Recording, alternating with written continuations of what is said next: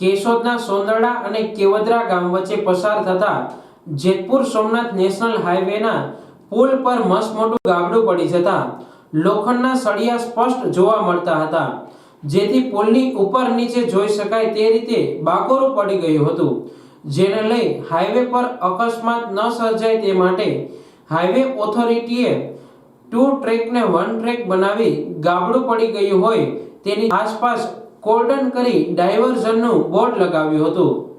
આ પુલને વધુ નુકસાન ન થાય તેમજ અકસ્માત ન સર્જાય તે માટે એક્સપર્ટ ઇજનેર ટીમ દ્વારા નિરીક્ષણ જરૂરી છે। તે જો તેમ નહીં થાય તો મોટું નુકસાન થવા સંભાવના રહેલી છે। આગળ જતા મોટો અકસ્માત સર્જાય તે પહેલા આ ગાબડાને તાત્કાલિક રિપેર કરવામાં આવે તેવી માંગ ઉઠવા પામી છે। હું અશ્વિનભાઈ આર કાટેલિયા કેશોદના બાયપાસની બાજુમાં રહું છું।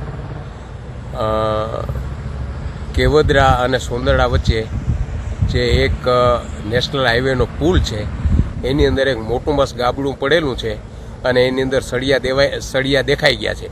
આનાથી વાહન ચાલકોને જાનનું જોખમ બહુ મોટે પાયે રહી છે।